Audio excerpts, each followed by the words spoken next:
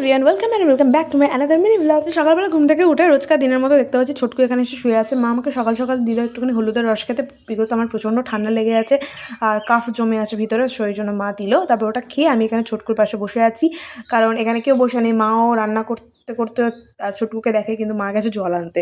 তো তারপরে মা এখানটায় দুধ নিয়ে এলো 1 প্যাকেট, তো আমাকে 1 কাপ মতো দুধ গরম করে দিল আর টোস্ট দিয়ে ওটা আমি খেলাম। আমার তো সকাল সকাল দুধ বিস্কিট খেতে খুব ভালো লাগে। আর তারপরে মা এখানে পায়েস মানে বসিয়ে দিয়েছিল, আমাকে বললো একটু চেক কর, চিনি টিনি দিয়ে দে। তো সেগুলোই করছিলাম, কারণ হচ্ছে আজকের বাবার জন্মদিন। আর ওয়েদারটা দেখো কেন একটু সুন্দর মেঘলা হয়ে এসছে। তো আজকে হচ্ছে বাবার জন্মদিন। অ্যাকচুয়ালি বাবার কবে জন্মদিন সেটা আমার ঠাকুমা আজ পর্যন্ত বলতে পারেনি। আমার ঠাকুমার 8 ছেলে মেয়ে, তো স্বাভাবিক সেটা মনে রাখা সম্ভব নয়।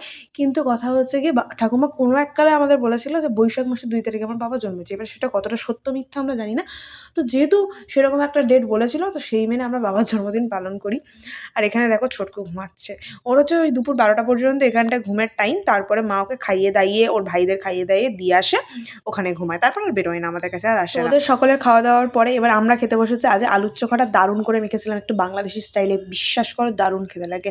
তারপর শাক ভাজা ছিল, ডাল ছিল, পাঁপড় ছিল, আর ঢ্যাঁড়সও ভেজেছিলাম, বাবা দুপুরবেলা আনলো। তারপরে তো সে খাওয়া দাওয়া করে একটা লম্বা ঘুম দিলাম। বিকালবেলা খেলাম একটুখানি চাউমিন, মা করে দিল, না বলতেই করে দিল।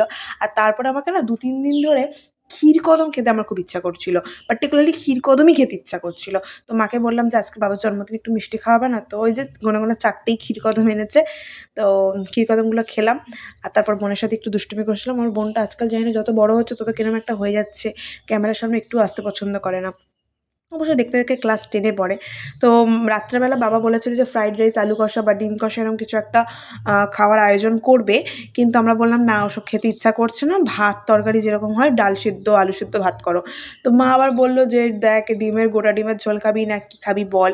আমি বললাম না, ভাজা ডিমের ঝোল করো। অ্যাকচুয়ালি ছোটোবেলায় যখন আমরা খুব গরিব ছিলাম, যখন বোন আমাদের কাছে ছিল না, বাবা খুবই একটা কম মাইনে চাকরি করতো, তখন হচ্ছে আমরা একটা ডিম চারকুচি করে ভেজে সেটাকে ঝোল করে খেতাম। তো সেই টেস্টটা আমার এখনও গালে লেগে রয়েছে। তো ডিমের অপশান দিলে আমি ভাজা ডিমের ঝোল খেতে প্রচণ্ড পছন্দ করি। আর তার সাথে ওই যে ঢ্যাঁড়স সেদ্ধ ছিল। তো সুন্দর করে রাতের ডিনারটা আমরা একটা কমপ্লিট করলাম। আর কে কে আমার মতো ভাজা ডিম খেতে বা ভাজা ডিমের ঝোল খেতে পছন্দ করে আমাকে কমেন্টে জানিও। আর এই যে পিনু গাছ থেকে কাঁচা লঙ্কা তুলেছে বলে বাবার কাছে কী যে বকাটা খাচ্ছে, কি বলবো। মানে উঠতে বসতে লঙ্কা দেখলেই আমার বাবা গাছের লঙ্কা দেখলে বকছে। তারপরে ওই যে প্রথমে বলেছিলাম যে আমার শরীরটা প্রচণ্ড খারাপ, এখনও গলা দেখে বোঝা যাচ্ছে মানে শুনে। তো ওই জন্য ওষুধ টষুধ খেয়ে ঘুমিয়ে পড়লাম। দেখা হচ্ছে পরে ভিডিওতে, বাই বাই।